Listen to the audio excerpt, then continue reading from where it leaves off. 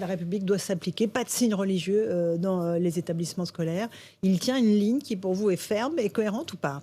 Il botte surtout en touche, c'est-à-dire qu'il va falloir peut-être expliquer, parce que ce qu'on va lui répondre, c'est que le camis, les abayas sont des vêtements traditionnels et non religieux, stricto sensu, ce qui du coup fait tomber tout son raisonnement. Ce qui est intéressant dans l'histoire, c'est pas ce passage-là de ce que dit Monsieur Sexig et les sages de la laïcité en règle générale.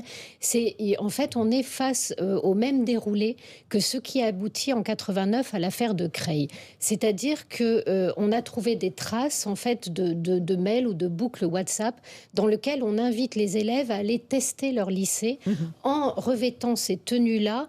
Et ce qui est très clair, c'est que c'est une volonté très forte de différenciation.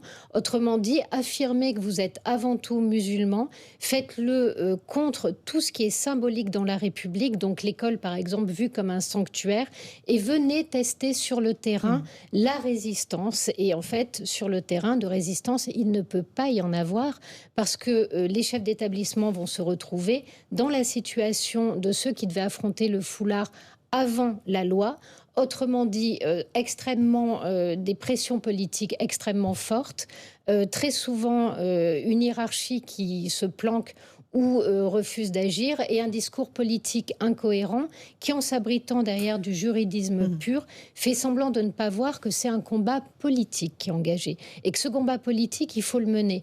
Peut-être que l'interdiction est complexe à mettre en œuvre, mais au moins le mener dans la clarté du discours politique. Il suffirait que M. Macron dise « ces vêtements sont envoyés là pour tester notre manière de réagir ». On n'est pas dupe et moi je souhaite qu'il soit mis fin à ces tentatives de pression. Entrer déjà dans quelque chose de beaucoup plus clair, ce qu'il est aujourd'hui incapable de faire. Raphaël Steinville. Oui, alors je suis entièrement d'accord avec ce que vient de dire Céline Pina.